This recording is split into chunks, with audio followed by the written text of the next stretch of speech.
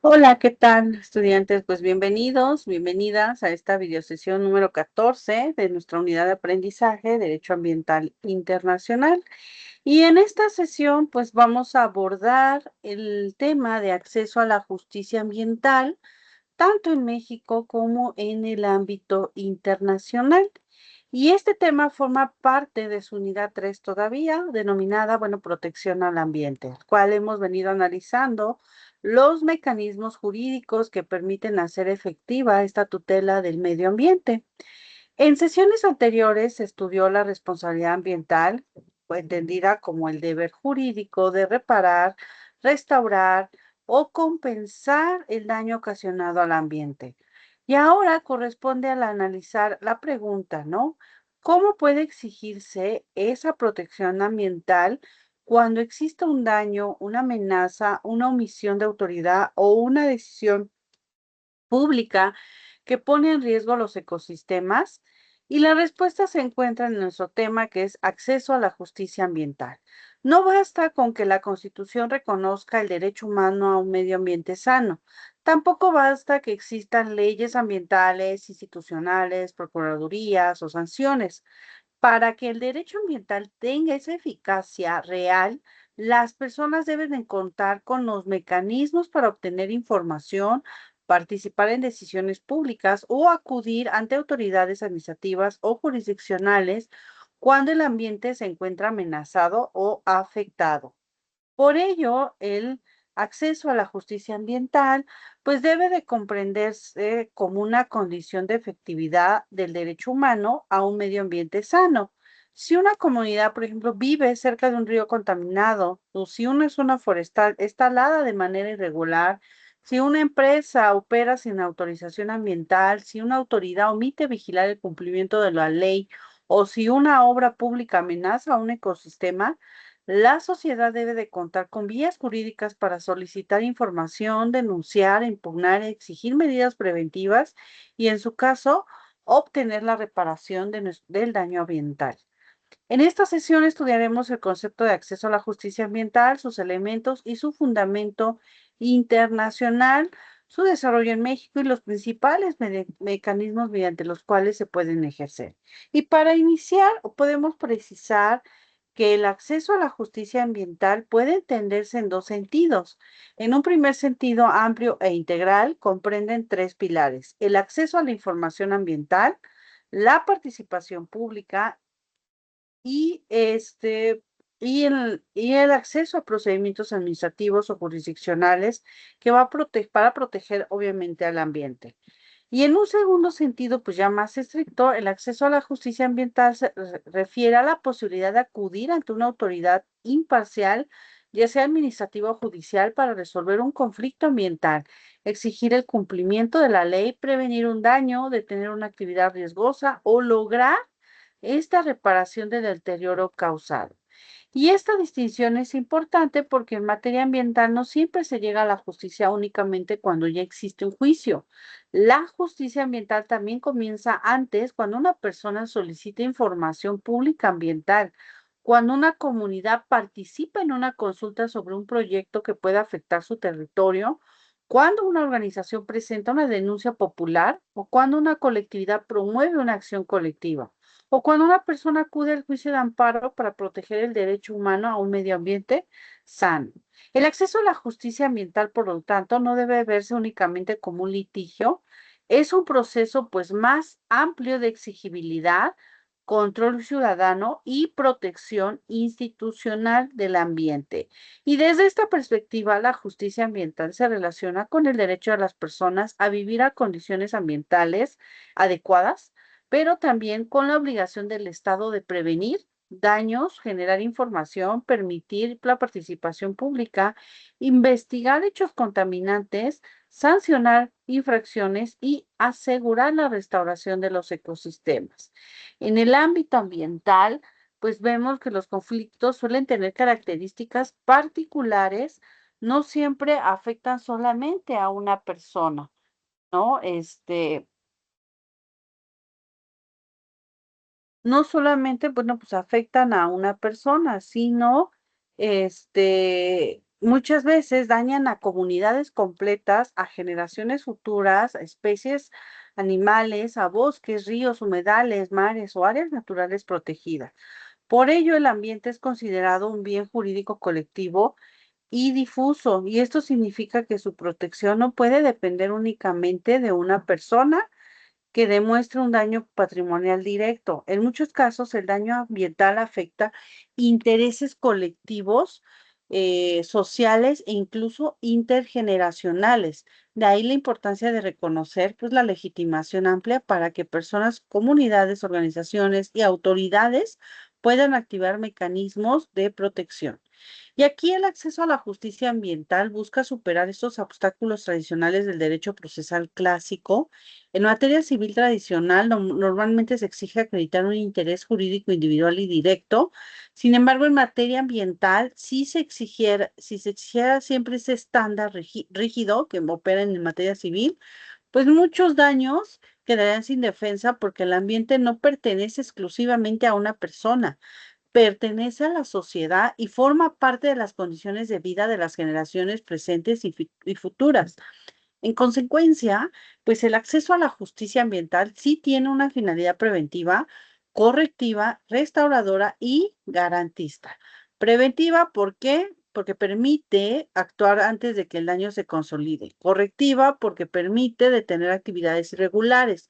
Restauradora, porque busca recuperar el equilibrio ecológico alterado. Garantista, porque permite materializar el derecho humano a un medio ambiente sano.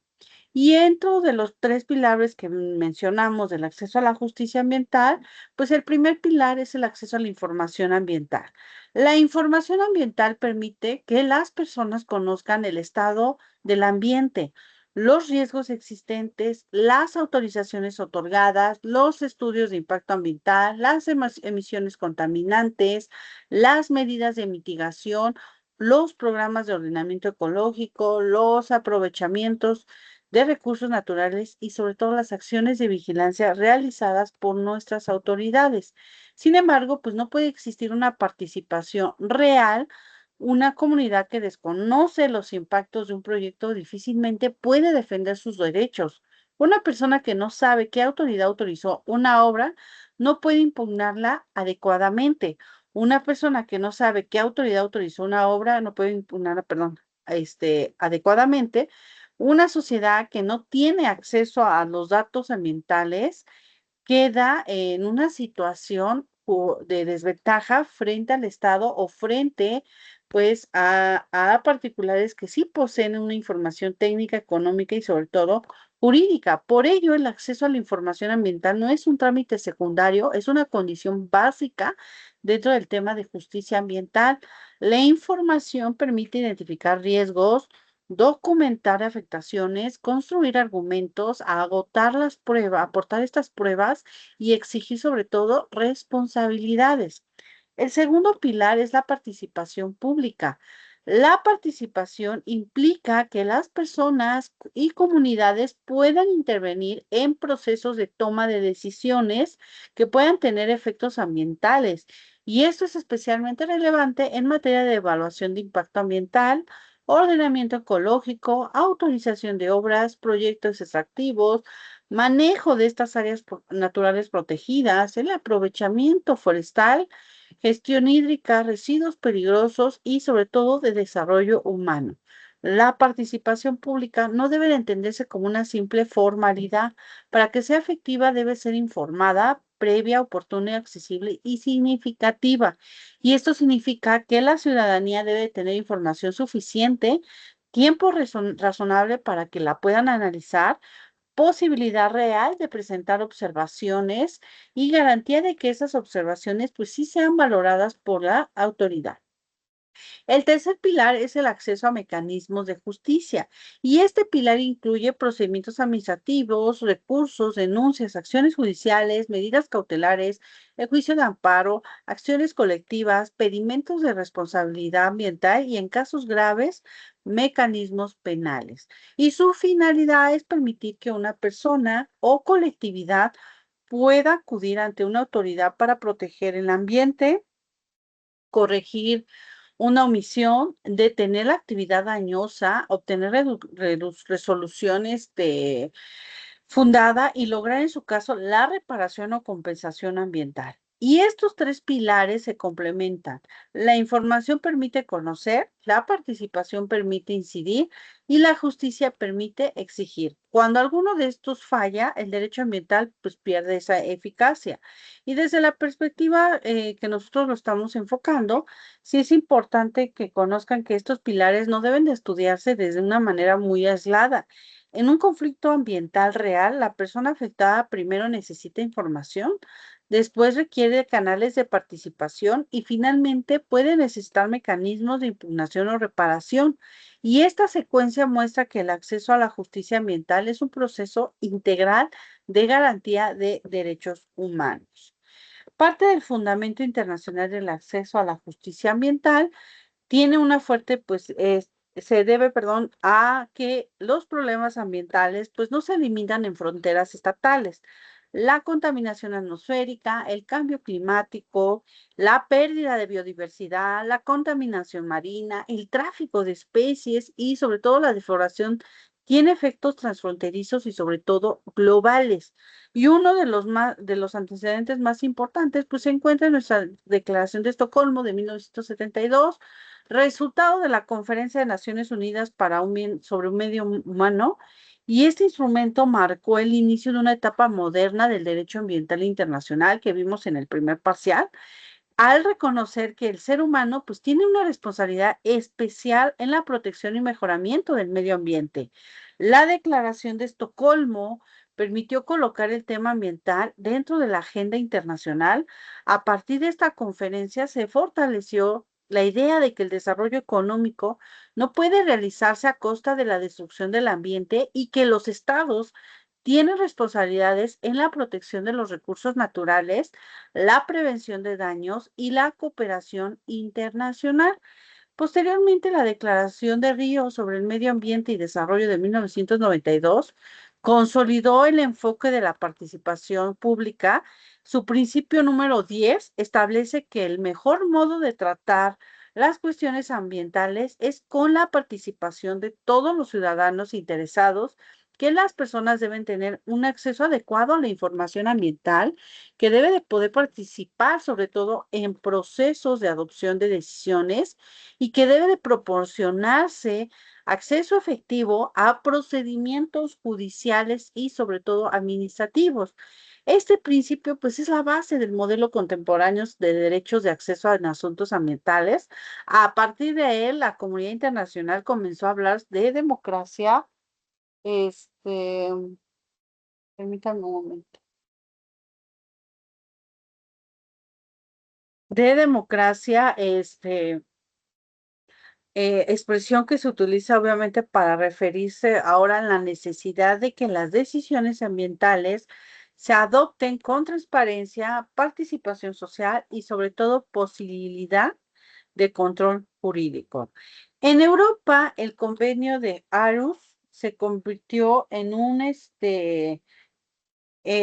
instrumento o un referente internacional a regular el acceso a la información. Búsquenlo, el convenio de Aarhus, AARHUS, donde pues en este convenio pues no solamente se regula el acceso a la información, sino también la participación pública y el acceso a la justicia en asuntos ambientales.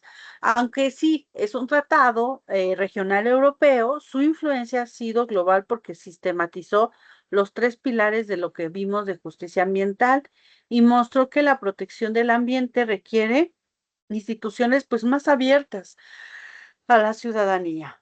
En América Latina y del Caribe, pues el instrumento más relevante, y lo hemos escuchado, es el Acuerdo de Escazú, adoptado en Costa Rica en 2018 y entró en vigor, bueno, pues allá en 2021. Y este acuerdo pues tiene un objeto de garantizar que, lo vimos en el primer parcial, la implementación plena y efectiva de los derechos de acceso a la información ambiental, participación pública y el acceso a la justicia en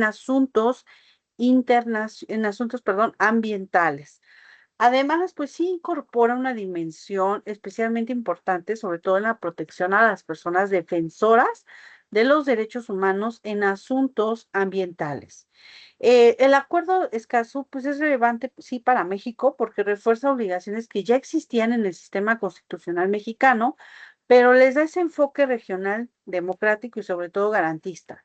No se limita a reconocer derechos en lo abstracto, también exige que los estados adopten medidas para eliminar esas barreras, facilitar procedimientos, generar información ambiental comprensible, garantizar participación pública y sobre todo proteger a quienes defienden el ambiente. En el sistema, pues sí, interamericano, los derechos de derechos humanos, también, pues sí, se ha fortalecido en relación entre el ambiente y derechos humanos. Hay una opinión consultiva de la Corte Interamericana de Derechos Humanos si no me recuerdo, es del 2017, que analizó las obligaciones estatales en relación con el medio ambiente en el marco de la protección de los derechos a la vida y la integridad personal. Y este criterio es importante porque les permite a ustedes comprender que el daño ambiental puede afectar los derechos humanos fundamentales, no solo intereses ecológicos, sobre todo aislados. Y de este modo, el acceso a la justicia ambiental, pues sí, a nivel internacional se apoya en una idea. Las personas no pueden ser simples receptoras pasivas de decisiones ambientales. Deben tener ese acceso a la información, participar en la toma de decisiones y contar con mecanismos efectivos para exigir la protección ambiental.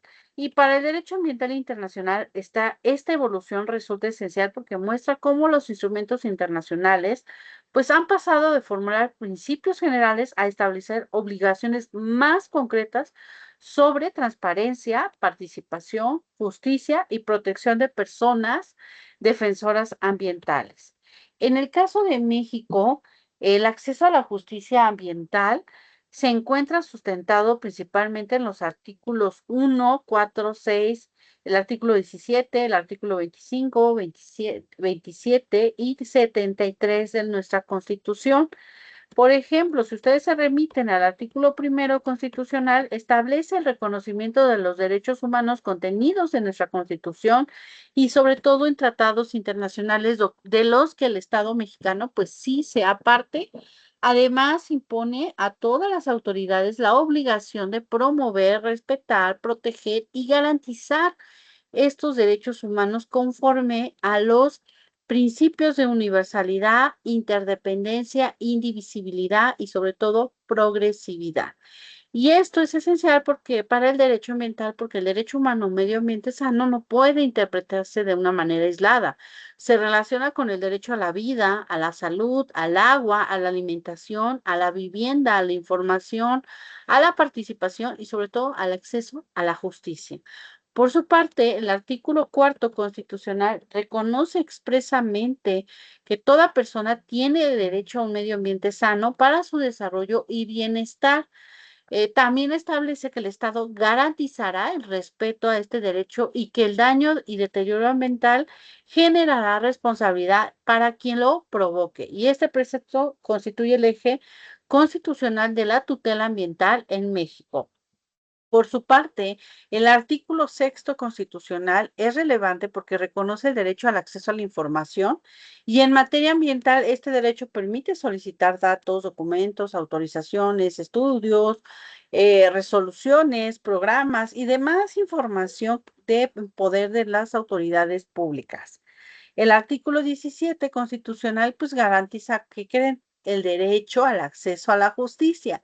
Señala que ninguna persona puede hacerse justicia por sí misma y que toda persona tiene derecho a que se le administre justicia por tribunales expeditos de manera pronta, completa, imparcial y sobre todo gratuita. Además, sí prevé las acciones colectivas y los mecanismos alternos de solución de controversia, ¿no?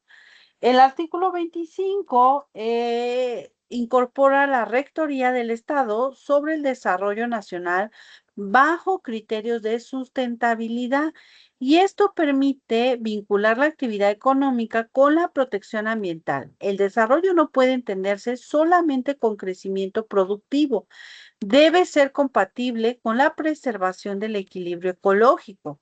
El artículo 27 establece el régimen constitucional de recursos naturales y el dominio originario de la nación sobre nuestras tierras, aguas y recursos. Y este precepto permite que el Estado permite al Estado regular el aprovechamiento de los recursos naturales, imponer modalidades de la propiedad y establecer sobre todo medidas para preservar y restaurar el equilibrio ecológico.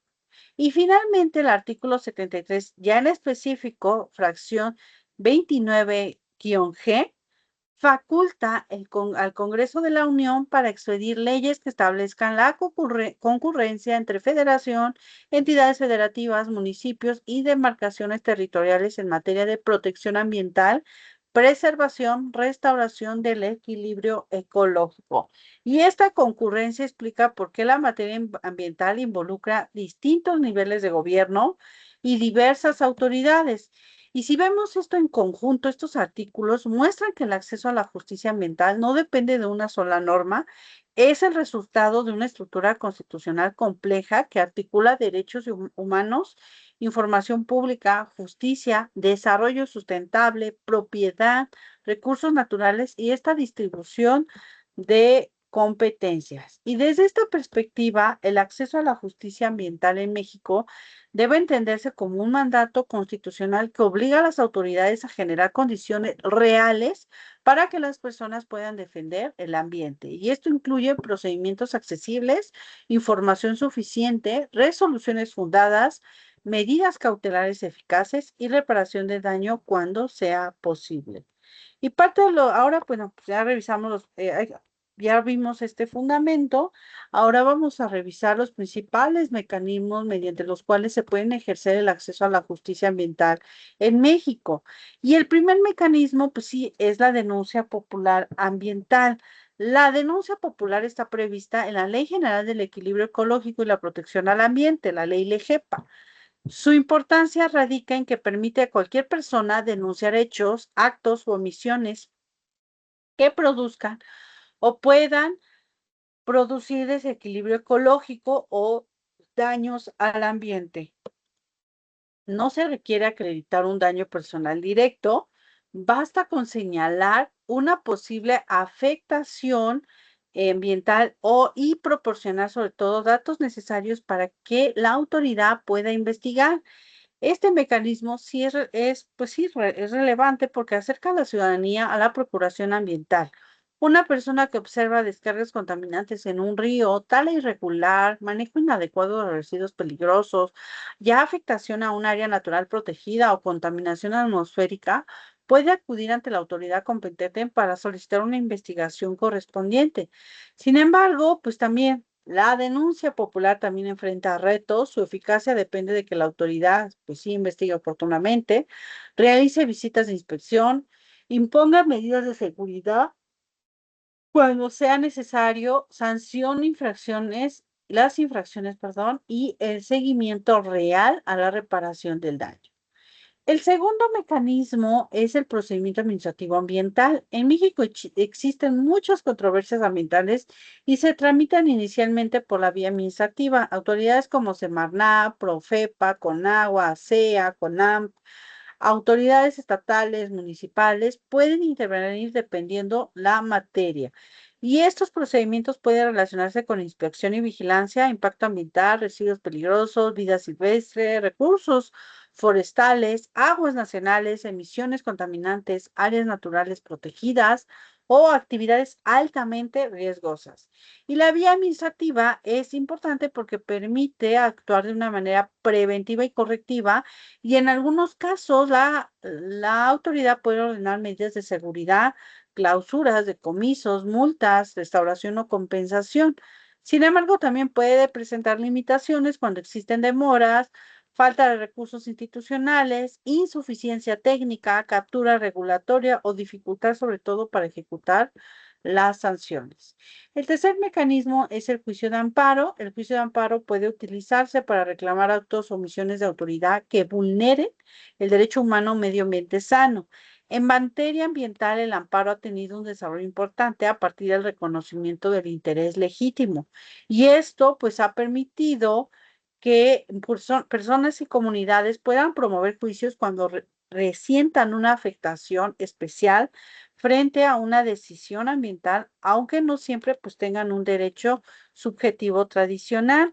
Y el amparo, pues, es especialmente relevante cuando se impugnan autorizaciones de impacto ambiental, permisos, concesiones, omisiones de vigilancia, obras públicas o decisiones que puedan generar un daño ambiental. Y también puede ser útil para solicitar medidas cautelares que eviten daños irreparables mientras se resuelve el fondo del asunto. La Suprema Corte de Justicia de la Nación ha desarrollado criterios relevantes sobre el derecho a un medio ambiente sano y uno de ellos sostiene que por virtud del principio de precaución, resulta constitucional adoptar decisiones jurisdiccionales protectoras cuando exista un riesgo ambiental, incluso en contextos de incertidumbre científica. Un cuarto mecanismo son las acciones colectivas. Las acciones colectivas permiten que un grupo de personas o determinadas instituciones promuevan un juicio para proteger derechos o intereses colectivos. En materia ambiental son importantes porque muchos daños no afectan solamente a una persona, sino a comunidades consumidores, usuarios o programas amplios. El artículo 17 constitucional prevé que el Congreso de la Unión debe expedir leyes que regulen las acciones colectivas, sus materias de aplicación y procedimientos y mecanismos de reparación. Y en materia ambiental, estas acciones permiten superar parcialmente eh, el problema de la fragmentación, del daño y sobre todo de la dificultad que cada persona afectada litigue de manera individual. Otro mecanismo que es el quinto es la acción de responsabilidad ambiental. La Ley Federal de Responsabilidad Ambiental regula eh, la responsabilidad que nace de los daños ocasionados al ambiente, así como la reparación y compensación ambiental. Y esta ley, pues sí reconoce la importancia de restaurar, restablecer, recuperar o remediar estos elementos naturales dañados. Cuando la reparación no es posible, puede proceder una compensación ambiental. Y este mecanismo se vincula directamente con el principio que contamina, paga, pero debe de entenderse con cuidado, ya se lo he dicho en las sesiones pasadas. En materia ambiental, la finalidad no es solamente imponer una sanción económica. La prioridad debe ser reparar el daño ambiental, restaurar el ecosistema y evitar que la afectación continúe o se repita. Un sexto mecanismo es la vía penal ambiental. En casos, claro, graves, ciertas conductas pueden constituir delitos ambientales. El Código Penal Federal y diversas leyes especiales prevén conductas relacionadas con contaminación, manejo ilícito de residuos peligrosos, afectación a recursos forestales, tráfico de vida silvestre, daño de áreas naturales protegidas y otras conductas que lesionen gravemente al ambiente. El derecho penal ambiental opera como última ratio. Esto significa que debe de utilizarse cuando otros mecanismos pues son insuficientes para proteger el bien jurídico ambiental y su finalidad pues sí es preventiva, sancionadora y en ciertos casos reparadora. Todos estos 6 mecanismos que vimos demuestran que el acceso a la justicia ambiental en México no se encuentra en una sola vía. Puede activarse desde la administración pública, desde tribunales federales, desde las acciones colectivas, desde el procedimiento de responsabilidad ambiental y sobre todo desde materia ambiental cuando la gravedad de la conducta así lo llegue a meritar. Y aunque México cuenta con diversos mecanismos jurídicos, el acceso efectivo a la justicia ambiental, pues sí, todavía enfrenta obstáculos importantes. Y uno de ellos es la complejidad técnica, donde los asuntos ambientales suelen requerir estudios científicos, peritajes, análisis de impacto, mediciones, dictamen de calidad del agua, aire o suelo o estudios de biodiversidad, así como la valoración de daños ecológicos. Y esto puede dificultar que una persona o una comunidad logre probar la afectación. El segundo obstáculo es la carga probatoria. En muchos casos, las comunidades afectadas no tienen los recursos económicos ni técnicos para demostrar la relación entre actividad y un daño ambiental. Por ello, los principios de prevención y precaución son fundamentales cuando existe un riesgo de daño grave o irreversible.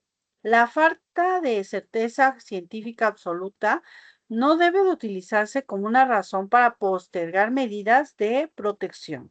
Otro obstáculo es la legitimación procesal. Aunque ha habido avances, todavía existen dificultades para que personas, organizaciones o comunidades acrediten su interés para promover pues esos determinados procedimientos. En materia ambiental, la legitimación debe interpretarse de una manera más amplia porque el ambiente es un colectivo, es un bien colectivo. Otro obstáculo es la duración de los procedimientos. Un juicio ambiental que tarda años puede perder eficacia si durante ese tiempo el ecosistema se degrada, una especie desaparece, un bosque está talado, un cuerpo de agua queda contaminado. La justicia ambiental requiere oportunidad. Una sentencia tardía puede ser jurídicamente correcta, pero ambientalmente insuficiente. Otro obstáculo es la ejecución de las resoluciones. Obtener una sentencia o una resolución administrativa favorable no siempre garantiza la reparación del daño. Es necesario que existan mecanismos de cumplimiento, seguimiento, supervisión técnica y sanción ante el incumplimiento. El sexto es la desigualdad entre las partes, en donde muchos conflictos ambientales existe una diferencia significativa entre comunidades afectadas, empresas o autoridades con mayores recursos técnicos, económicos y sobre todo jurídicos. Por ello, el acceso a la justicia ambiental también exige condiciones de equidad procesal. Otro obstáculo son las personas, es la protección a las personas defensoras ambientales. En América Latina, la defensa del ambiente puede implicar riesgos. El Acuerdo de Escazú es especialmente relevante porque reconoce la obligación de proteger a las personas, grupos y organizaciones que promuevan y defiendan los derechos humanos en asuntos ambientales. Y estos obstáculos que ustedes ven en pantalla demuestran que la justicia ambiental no se agota en tener leyes, requiere instituciones eficaces, jueces especiales, autoridades técnicas, procedimientos accesibles, medidas cautelares oportunas, peritajes adecuados, participación ciudadana y protección efectiva de quienes defienden el ambiente. Por ello, cuando se analiza el acceso a la justicia ambiental, no basta preguntar si existe una ley. Debemos de preguntar si esa ley se aplica, si los procedimientos son comprensibles, si las personas pueden participar, si la autoridad responde oportunamente, si las resoluciones se cumplen y si el daño ambiental se repara de manera efectiva. Y un aspecto indispensable del acceso a la justicia ambiental, pues es la protección de pueblos indígenas, comunidades equiparables y grupos de situación de vulnerabilidad. En muchos casos, los conflictos ambientales se presentan en territorios donde existan comunidades indígenas o rurales que mantienen una relación directa con la tierra, el agua y los bosques, la biodiversidad o sobre todo los recursos naturales. Y para estas comunidades el ambiente no es solamente un recurso económico, es parte de su identidad, de su cultura, de subsistencia, de espiritualidad y sobre todo de su forma de vida. Por ello, el acceso a la justicia debe de incorporar un enfoque diferenciado. No basta con aplicar reglas generales de manera uniforme. Es necesario considerar lengua, cultura, territorio, formas de organización comunitaria, sistemas normativos internos y la obligación de consulta previa, libre, informada y culturalmente adecuada cuando se adopten medidas susceptibles de afectarles. El derecho ambiental contemporáneo reconoce que la justicia ambiental también implica justicia social. Las personas que menos contribuyen al deterioro ambiental suelen ser quienes más sufren sus consecuencias. Comunidades marginadas, pueblos indígenas, niñas y niños, personas mayores y sectores con menor capacidad económica, pues vemos que enfrentan con mayor intensidad estos efectos de contaminación, la escasez del agua, cambio climático o la pérdida de sus recursos naturales. Y desde esta perspectiva, el acceso a la justicia ambiental no solo protege ecosistemas, también protege dignidad humana, salud, vida comunitaria, desarrollo, cultura y condiciones mínimas para una existencia adecuada. Para nuestro estudio, desde nuestro enfoque jurídico, este punto es primordial porque permite comprender que el acceso a la justicia ambiental no se puede reducir a un solo trámite procesal. Es una herramienta para equilibrar relaciones de poder, visibilizar afectaciones colectivas y reconocer que el deterioro ambiental suele impactar con mayor fuerza a quienes se enfrentan en condiciones de vulnerabilidad. Ahora, bueno, para cerrar, me gustaría ver un ejemplo en donde ustedes, bueno, imaginen y vamos centralizando el tema que vimos el día de hoy en nuestra sesión. Supongamos que en una empresa realiza descargas contaminantes en un río cercano a una comunidad. Con el paso del tiempo, las personas advierten malos olores, muerte de peces, afectaciones a sus cultivos y posibilidades de daño a la salud. Desde el enfoque del acceso a la justicia ambiental, la comunidad no debe esperar pasivamente a que el daño avance. Primero, puede solicitar información sobre esos permisos, autorizaciones, estudios de impacto ambiental, inspecciones y sobre todo calidad de agua. Segundo, pueden presentar observaciones o exigir participación si existe un procedimiento administrativo en curso.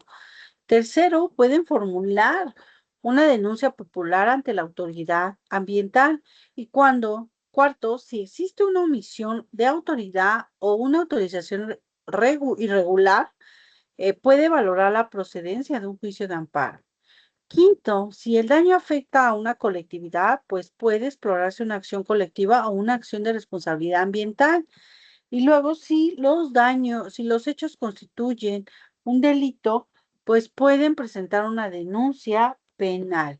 Y este ejemplo permite observar que el acceso a la justicia ambiental es un conjunto de vías articuladas. No se trata de elegir una sola herramienta de manera aislada, sino identificar qué mecanismo resulta adecuado según el tipo de daño, la autoridad competente, la urgencia, la prueba disponible y sobre todo la finalidad buscada. La finalidad última no es solamente obtener una sanción, la finalidad central se debe ver en prevenir el daño, detener la afectación, restaurar el ecosistema, garantizar la no repetición y sobre todo proteger el derecho humano a un medio ambiente sano. Y con esta videosesión podemos concluir que el acceso a la justicia ambiental es uno de los temas relevantes para el derecho ambiental contemporáneo. Su relevancia radica en que permite transformar el derecho humano a un medio ambiente sano en una herramienta exigible. Sin acceso a la información, sin participación pública y sin mecanismos administrativos o jurisdiccionales efectivos, la protección ambiental queda incompleta. Y a nivel internacional, pues vimos que el principio 10 de la Declaración de Río, el convenio de Aarhus, un convenio europeo, las directrices de Bali, el acuerdo de Escazú, los criterios del Sistema Interamericano de Derechos Humanos han consolidado una visión democrática de la justicia ambiental.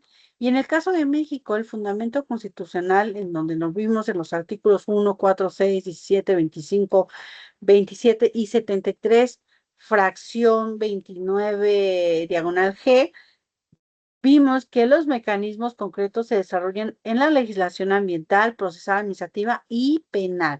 Sin embargo, también debemos reconocer que el acceso efectivo a la justicia ambiental enfrenta retos de complejidad técnica, costos, carga probatoria, legitimación, duración, procedimientos, la duración de nuestros procedimientos, protección a las personas defensoras. Y por ello, ustedes, mis futuros abogados internacionales, es pues indispensable que comprendan que la justicia ambiental no solo pertenece a los tribunales, también se construye desde la ciudadanía informada, participación pública, vigilancia institucional, la cooperación internacional y sobre todo la defensa responsable del ambiente.